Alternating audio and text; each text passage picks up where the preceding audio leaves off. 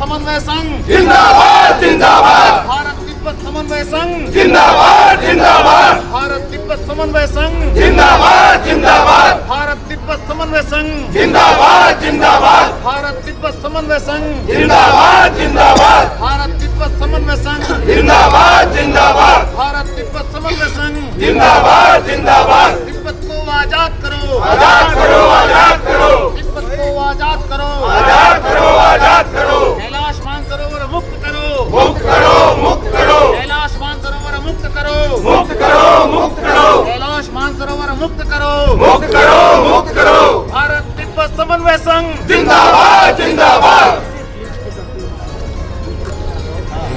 भारत तिब्बत समन्वय संघ जिंदाबाद जिंदाबाद, बीटीएस जिंदाबाद, जिंदाबाद जिंदाबाद, भारत तिब्बत सीमा सुरक्षित हो, सुरक्षित हो, सुरक्षित हो, तिब्बत को आजाद करो, आजाद करो, आजाद करो,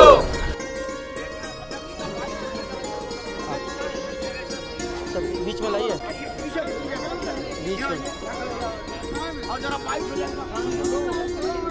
और आगे आ जाइए, और आगे आ जाइए, और आ जाइए।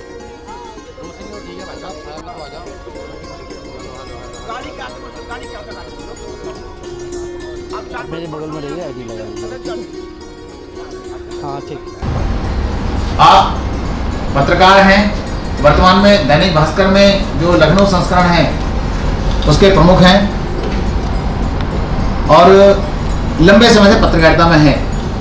लखनऊ दूरदर्शन जिस काम को सबको कहा वो मेरी गलती क्या उन्होंने राम देखते हैं आदरणीय अधीश जी का, उन अधीश जी ने प्रत्यक्ष तिब्बत के काम के जिसको कहा कि उत्तर प्रदेश का चैप्टर शुरू करना चाहिए। ऐसे हमारे बीच हमारे केंद्रीय संयोजक आदरणीय हेमंत तोमर जी हैं।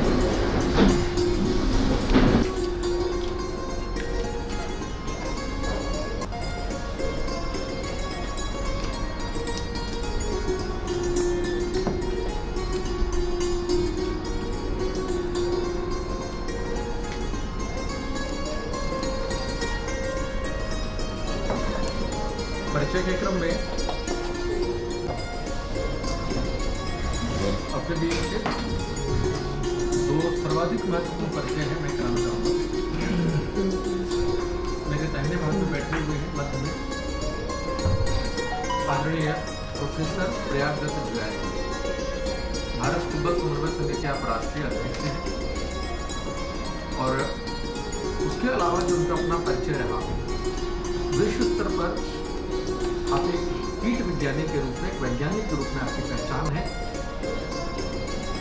जबलपुर विश्वविद्यालय में आप कुलपति रहे, उसके अलावा लंबे समय तक आपने पंजाब के कृषि विश्वविद्यालय में काम किया। वर्तमान में देहरादून में रहना हो रहा है आपका और गत वर्ष में संगठन की रचना हुई। उसके बाद आपने कहते हैं कि किसी संगठन के लिए तन मन धन से समर्पण, तन मन धन से समर्पण आपका रहा और बहुत अच्छे लोग को जोड़ा और राष्ट्रीय कार्यकारिणी जो प्रथम हमारी होने की काफी उसी समय आपकी घोषणा हुई थी और लगातार आपके मार्गदर्शन में संगठन बहुत आगे बढ़ रहा है। तो आप देहरादून से प्रोफेसर प्रयागदत्त जुलैल।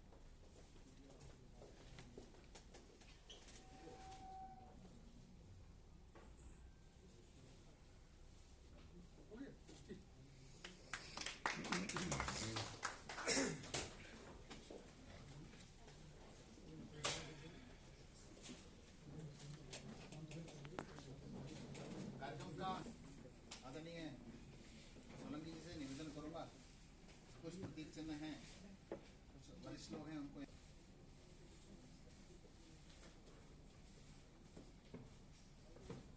प्रारंभ में सभी को प्रणाम और केंद्रीय संरक्षक होने के नाते आप सबको आशीर्वाद दें।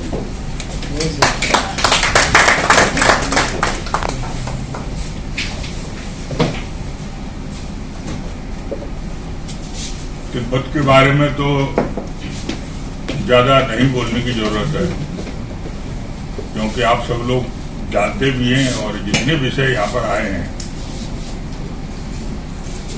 उसका अच्छे ढंग से विस्तार से पूरा विश्लेषण यहाँ पर हुआ है। और फिर संक्षेप में कही हुई बात आप भली बात समझ लेते हैं, क्योंकि सब आप समझदार हैं। पहले जो कभी चिट्ठी लिखते थे, अब तो चिट्ठी लिखते नहीं है। पोस्ट ऑफिस तो चिट्ठी के मामले में तो कोई काम नहीं कर पाता, मनी ऑर्डर ही बंद हो गए। लेकिन पहले जब चिट्ठी लिखते थे तो अंत में एक वाक्य लिखते थे, ज्यादा क्या लिखें, आप तो समझदार हैं।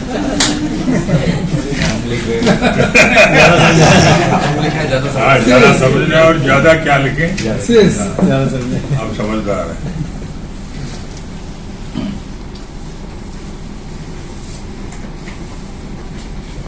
मेरी इच्छा संगठन के बारे में और संगठन को मजबूत करने के बारे में आपसे चर्चा करूं तो ठीक रहेगा।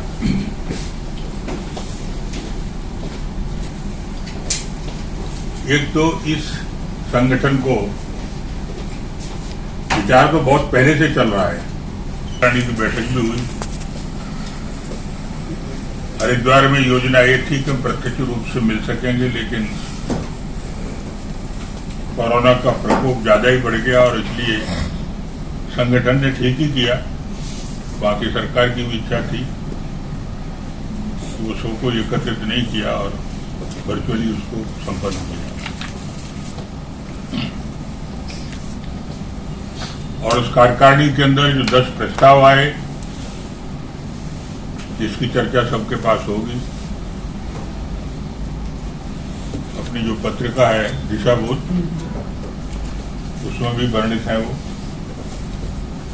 थोड़ा जिक्र उसका माननीय अध्यक्ष महोदय ने भी हम सबके सामने किया है। और उसमें बोलते हुए मैंने कहा था कि जो 10 प्रस्ताव हैं, ये भारत तिब्बत संगठन के लिए, कार्यकर्ताओं के लिए एक टेक्स्ट बुक के रूप में है।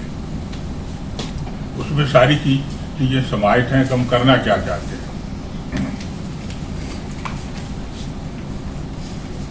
प्राकृतिक जो संपदा है, जल संसाधन संरक्षण है, इसकी चर्चा उसमें है। महिलाओं के उत्पीड़न की चर्चा उसमें है। महिला सशक्तिकरण की चर्चा उसमें है। 14 नवंबर को 1962 में जो संसद में संकल्प पारित किया था, उसकी चर्चा उसमें है।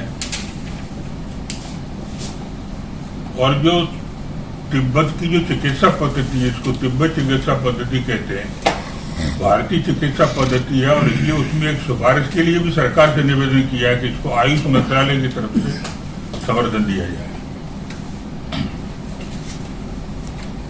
तो उसमें जैसा बताया, भारत रत्न के बारे में भी 2 महापुरुषों का उल्लेख है।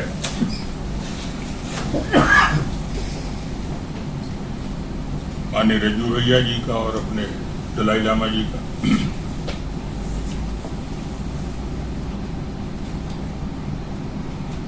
तो इसलिए उसको एक टेक्स्ट बुक के रूप में, टेक्स्ट के रूप में लेकर के हम सब आगे बढ़े।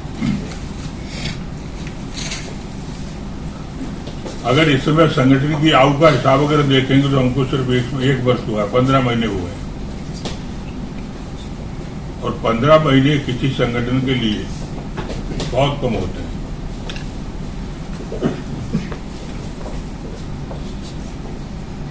लेकिन भारत तिब्बत समन्वय संघ इस 15 महीने के अंदर जो इसने विस्तार लिया है,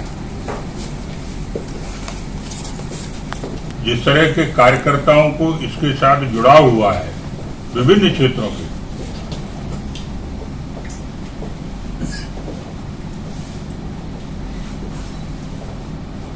और अभी इसमें तो आप सब लोग कितने 5 प्रांतों के हैं, कितने ये भाई साहब हाँ 6-7 प्रांत 6-7 प्रांतों के ही हम सब इकट्ठे हैं, लेकिन कई प्रांतों के अंदर भी इसका विस्तार हुआ है।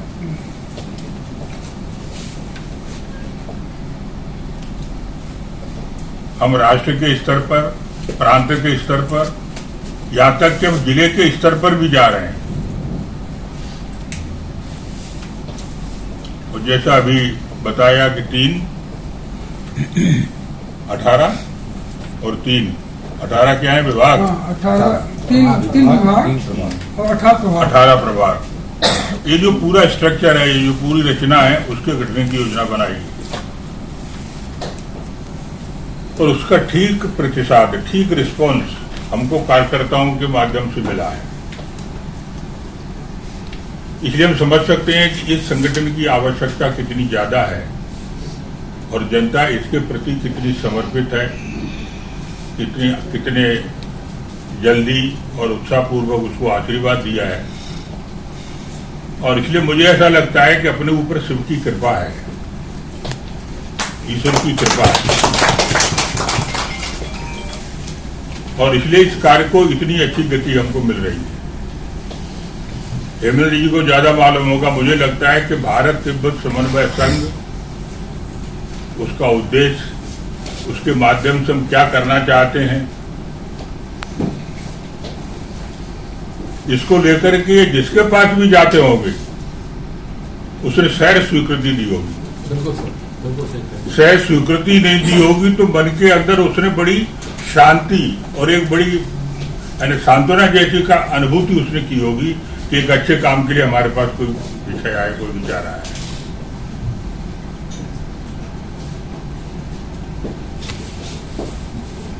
मेरे पास भी जब केंद्रीय सचिव के रूप में प्रस्ताव आया तो मैं मना नहीं कर पाया। जबकि गवर्नर के पद से मुक्त होने के बाद मैंने सोचा था कि अब आराम करना चाहिए, लेकिन मुझे भी ऐसा लगा कि आराम करने से शायद बुढ़ापा आ जाएगा, भारत तिब्बत समन्वय संघ से जुड़ने से फिर जवानी आ जाएगा। और आप देखिए वो जो 10 प्रस्ताव है उसमें एक और चीज देखिए, 10 प्रस्ताव में नहीं लेकिन उसकी भूमिका में है, भारत तिब्बत समन्वय संघ चाहता है कि विश्व स्तर पर एक थिंक टैंक, एक टास्क फोर्स बनाया गया। और अभी जो जनमत की बात हो रही थी, पब्लिक ओपिनियन की बात हो गई और इसे इंटरनेशनलाइज करने की जो बात हो रही थी, वो विचार उसमें सम्मिलित है। तो विश्व स्तर पर जहां जहां भारत के लोग हैं, तिब्बत के लोग जाकर के वहां पर बसे हैं, उनके बीच में संदेश ले जाना, उनके जागरण और ये सब करना, और एक विश्व जनमत भी तैयार करने की आवश्यकता है। अगर मैं सोचता हूं तो मुझे लगता है विश्व के 18 देशों में तिब्बत के लोग हैं। पता नहीं जानकारी सही है कि नहीं। और जैसा ये अभी जो प्रारंभ में जो जिन्होंने वो आए थे, इंडो तिब्बत कोऑर्डिनेशन ऑफिसर है, अब पता नहीं उन्होंने जैसे यहाँ ऑफिस खोला है वैसे अन्य देशों के अंदर भी शायद खोला होगा जहां जहां तिब्बत के लोग बसते हैं। और इसलिए एम्बेसी के माध्यम से उनको प्रयास करना चाहिए, और हम जो थिंक टैंक और टास्क फोर्स अंतर्राज्यीय स्तर पर बनाना चाहते हैं उसके माध्यम से विश्व स्तर पर इसका जनमत खड़ा करना चाहिए।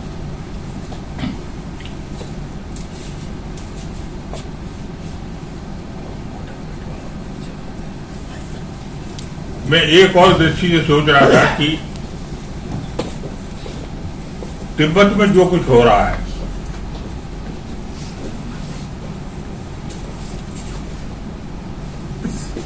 इसको हमें किस दृष्टि से देखना चाहिए।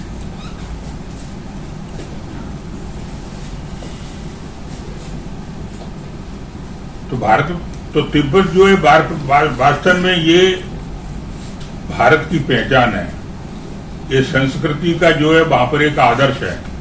और ऐसा कहा जाता है कि तिब्बत जो है ये भारत संसार का स्वर्ग है, भगवान शिव का निवास तो वहां है ही। और ऐसी मान्यता है कि पूरे विश्व का 2/3 जल तिब्बत में है। बड़ी बड़ी नदियां वहां से निकलती हैं। और इसलिए तिब्बत के अंदर जो प्राकृतिक संसाधन है उसके ऊपर कब्जा अगर मानव हित के लिए होता है तो विश्व के लिए हितकारी है।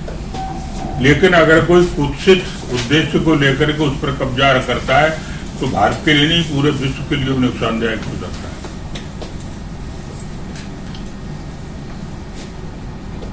और इसलिए भारत तिब्बत समन्वय संघ जिस काम को कर रहा है, ये काम वास्तव में ये मानवीय कार्य तो है, मानव का प्रयास है, लेकिन वास्तव में कार्य ईश्वरीय है। भगवान शिव भी ये चाहते होंगे, ईश्वर भी ये चाहता होगा कि तिब्बत की जो पहचान है, जो उसकी आध्यात्मिक महत्ता है, कैलाश मानसरोवर है, ये सब उसकी रक्षा ठीक प्रकार से होना चाहिए। और इसलिए ईश्वर भी ये चाहता होगा, इसलिए वास्तव में ईश्वर का कार्य है। और जिस तरह अपने देश में अवतारों ने आकर के जो धर्म की स्थापना की है, मानव की रक्षा की जो बात की है, मानवता की रक्षा की बात की है, वो काम इस भारत तिब्बत समन्वय संघ के माध्यम से होने वाला है।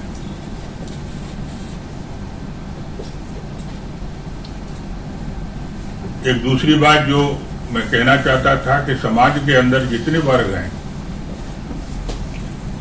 शिक्षा क्षेत्र के हैं, व्यापारी हैं, वकील हैं, पत्रकार हैं, फोर्स के लोग हैं, जितने वर्ग हैं, सारे के सारे वर्ग जो है उनका प्रतिनिधित्व अपने संगठन के अंदर होना चाहिए। और इसलिए एक शब्द का प्रयोग मैंने किया था कि अपना संगठन सर्वस्पर्शी होना चाहिए। समाज का कोई वर्ग छूटे नहीं और ये निर्भर हम सब पर करेगा कि अगर हम जिसके पास भी जाते हैं वो उसको स्वीकार करेगा। और इसलिए ये इस बात पर निर्भर करता है कि हम कितनी सक्रियता से लोगों से संपर्क करते हैं।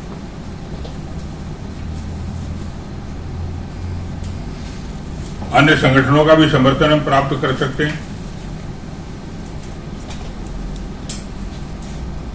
और इसलिए हमको 2-3 तरह के कार्यकर्ताओं की जरूरत है। एक तो कार्यकर्ता ऐसे चाहिए समय देने वाले हैं, जो समय देंगे, लेकिन कुछ ऐसे हैं जो समय देने की स्थिति में नहीं है, वो आशीर्वाद देंगे। और समाज के अंदर जो उन्होंने काम किया है, जो उनका अनुभव है, उस अनुभव के कारण अगर वो आशीर्वाद देते हैं तो हमारे लिए वो बहुत बड़ी पूंजी होगी। इसलिए ऐसे अनुभवी लोग जिन्होंने समाज के अंदर काम किया है उनको भी जोड़ने का काम करना चाहिए। और तीसरी बात जो मुझे लगती है कि आजकल कोई भी काम, कोई भी संगठन बिना अर्थ के नहीं चलता है। और इसलिए संगठन कार्यकर्ताओं की दृष्टि से, मनुष्यों की दृष्टि से स्वावलंबी होना ही चाहिए।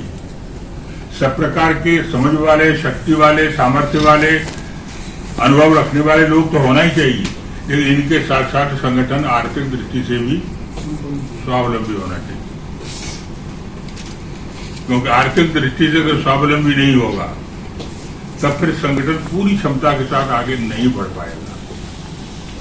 और इसलिए संगठन को आर्थिक दृष्टि से स्वावलंबी बनाने के लिए हमको उस तरफ भी ध्यान देना चाहिए। और कुछ ऐसे लोग जो इस क्षेत्र के अंदर ठीक सुझाव दे सकते हैं, उनकी कोई टीम गठित करके विचार करना चाहिए। कई व्यापारिक संगठन होते हैं, कई कंपनीज हैं, उनके पास CSR भी होता है। आजकल हर एमएलए के पास, हर एक मिनिस्टर के पास स्वच्छता अनुदान होता है, बड़ी अच्छी राशि होती है। कुछ लोग ऐसे भी होते हैं कि इनकम टैक्स के अंदर रिबेट मिले, ATG का वो प्रोविजन भी होता है। तो बहुत सारी चीजों का विचार करके और उसकी व्यवस्था करके उस तरफ भी हमको ध्यान देने की जरूरत है, ताकि आर्थिक दृष्टि से भी हमारे काम में कोई कमी ना आए, कोई बाधा नहीं आए। संगठन के अंदर कुछ कार्यकर्ता ऐसे भी होते हैं जिनके पास समय है, काम करने की इच्छा भी है, संकल्प शक्ति भी है, युवा है, जोश भी है, लेकिन जब वो काम करने के लिए प्रवास करेंगे, जाएंगे, ये सब बातें करेंगे तो उनके पास पैसा नहीं है, अर्थ नहीं है। तो मेरा कहने का अर्थ है कि संगठन को ऐसे लोगों का उपयोग करने के लिए, उनकी क्षमता का उपयोग करने के लिए अर्थ जो है ये बाधा नहीं बननी चाहिए। और इसलिए संगठन को आर्थिक दृष्टि से भी अगर हम स्वावलंबी बनाएंगे तो संगठन समर्थ होकर के खड़ा रह सकता है। एक आखिरी बात जो मुझे कहनी है वो ये कि अपने मन में कभी ये भाव मत लाना कि संगठन के माध्यम से हम समाज में स्थापित हो जाए। संगठन को टूल बनाकर, संगठन को माध्यम बनाकर समाज में स्थापित होने की ये इच्छा कभी मत करना। इसको पॉलिटिकल एम्बिशन कहते हैं। राजनीतिक दलों में काम करने वाले लोग बहुत परसेंटेज में राजनीति के अंदर ऐसे लोग मिलेंगे जो राजनीति को टूल बनाकर, उसको आधार बनाकर, उसको वाहन बनाकर, उसको सीढ़ी बनाकर अपने को प्रतिष्ठापित करके और राजनीतिक क्षेत्र में एमएलए और एमपी बना जाते हैं। और इसलिए उनका उद्देश्य सिर्फ वही रहता है कि कैसे अपने आप को स्थापित करें, कैसे एमएलए और एमपी बने, और उसके लिए अगर दल बदलना है तो वो भी करते हैं। कई लोग तो ऐसे मिल जाएंगे जो 12 दल और चार्जों बदल के आते हैं। तो ये जो लालसा रहती है, ये लालसा कोई पॉलिटिकल लोगों में होती है ऐसा नहीं है, लालसा हर एक में हो सकती है। हम भी आदमी है, सांसारिक है, ये इच्छा अपनी भी हो सकती है। वैसे ये इच्छा होना बुरा नहीं है, लेकिन हर चीज का को मर्यादा में होना चाहिए, हर एक चीज जो नियंत्रण में होना चाहिए। और अगर किसी कार्यकर्ता ने अपने मन में ये भाव लाया कि संगठन को माध्यम बना करके मैं स्थापित हो जाऊं, मेरा गुणगान हो, मेरा जयकार हो, तब फिर संगठन कमजोर होता है। लेकिन इसका एक दूसरा अर्थ और भी है जो समझने की जरूरत है कि अगर आप ये इच्छा न रखें, काम और अनुभव के माध्यम से समाज के अंदर अगर अपना प्रभाव क्षेत्र बनाएंगे तो आपके बिना मांगे आपको सम्मान मिलेगा, आप अपने आप स्थापित हो जाएंगे। और इसलिए कई बार मैं ये कहता हूं कि समाज के अंदर काम करते समय डिमांड मत करिए, कमांड करिए। कमांड का मतलब होता है आपका स्वयं का पुरुषार्थ, आप कितने सक्षम है, कितना पुरुषार्थ है, कितनी गुणवत्ता है आप में। और ये जब तक आपके मन अंदर समर्पण भाव नहीं होगा, त्याग नहीं होगा, दूसरे को अच्छा करने की, उसका हित करने की जब तक इच्छा नहीं होगी, तब तक ये कमांड आप नहीं कर सकते। फिर लोग आपको स्वार्थी कहेंगे, दूसरों को बढ़ता हुआ देख करके आपके मन में ईर्ष्या पैदा होगी और सारे के सारे वो अवगुण आ जाएंगे जो व्यक्ति को देवता बनाने के बजाय दानव बनाते हैं। और इसलिए किसी भी संगठन को मजबूत करने के लिए सबसे बड़ी शक्ति अगर है तो कौन है? वो कार्यकर्ता है। आप कोई भी संगठन ले लीजिए, संगठन में कोई ताकत नहीं होती, ताकत उसके कार्यकर्ता में होती।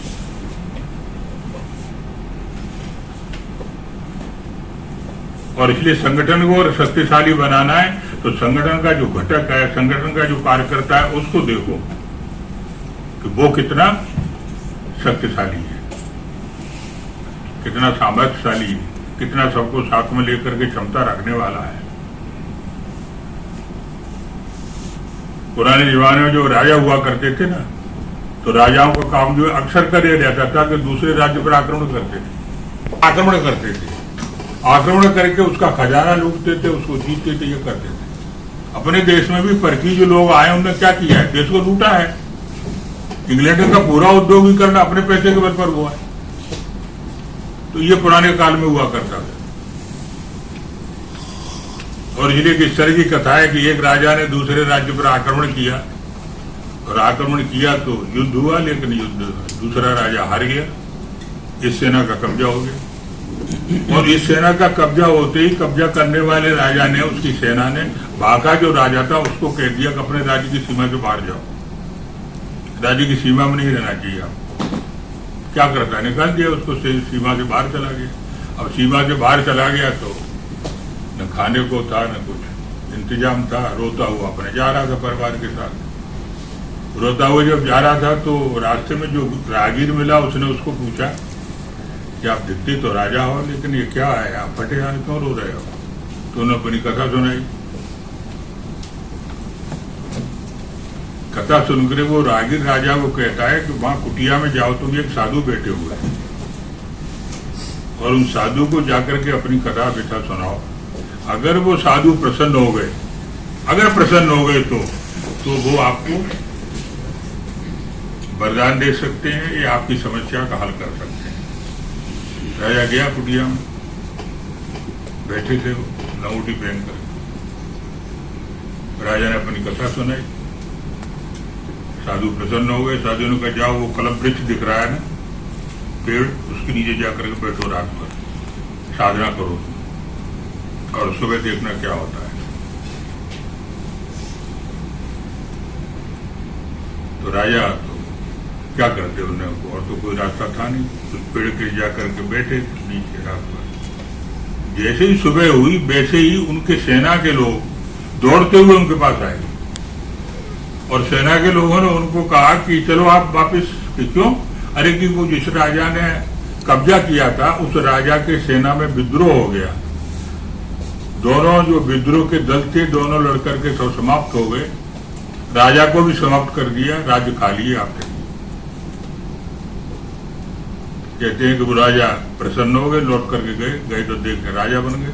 लेकिन 2 दिन के बाद उनको ध्यान में आया कि जिसने हमको ये सब करवाया है उसको तो हमने धन्यवाद भी नहीं दिया। धन्यवाद तो देना चाहिए था, जिनके कहने से हमको सब ये मिला है।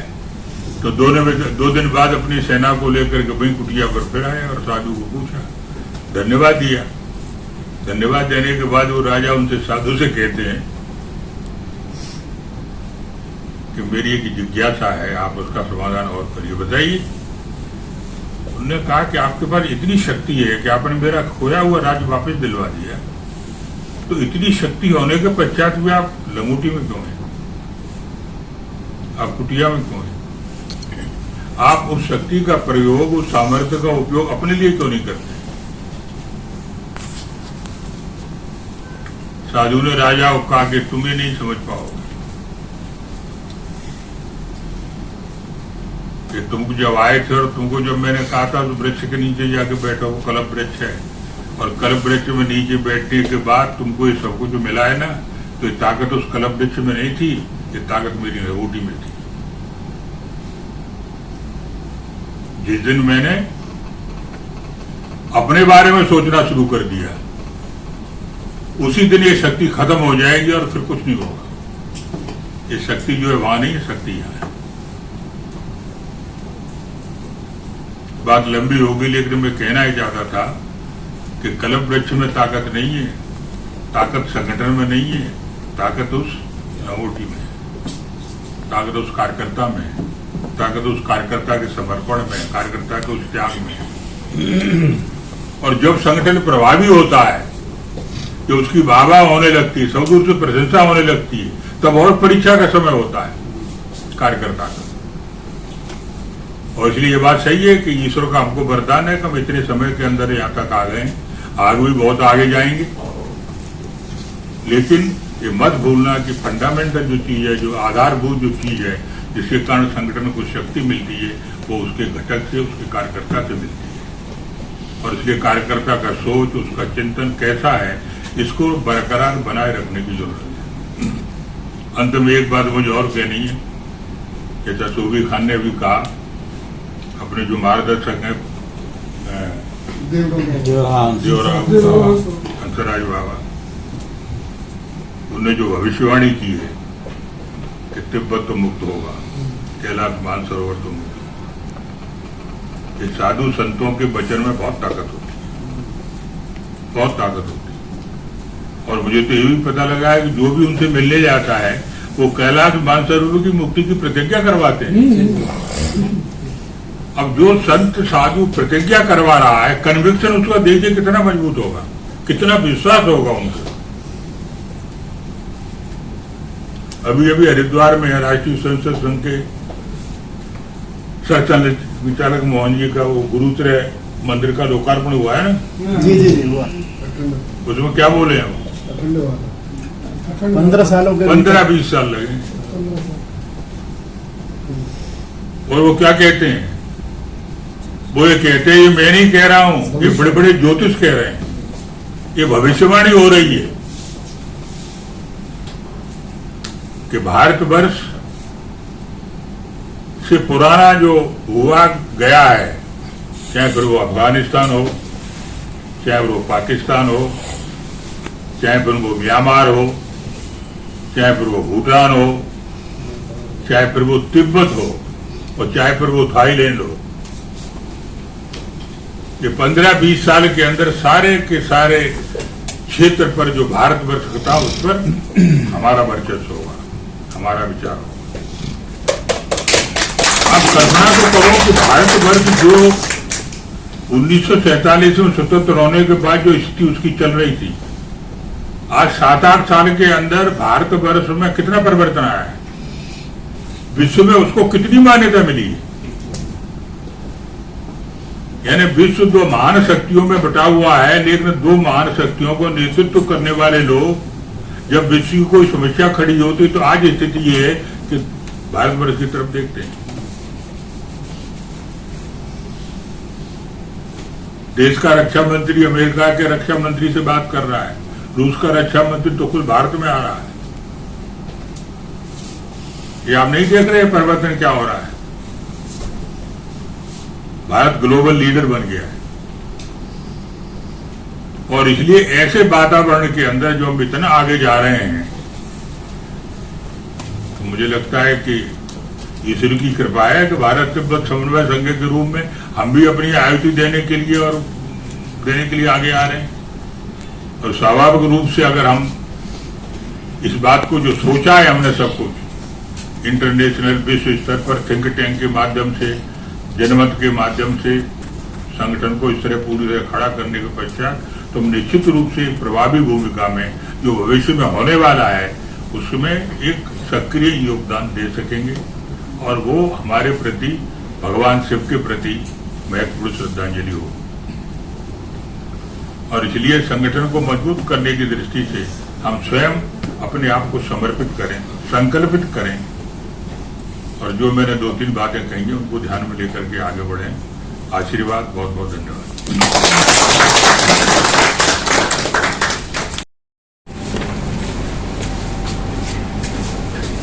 Thank you. Thank you.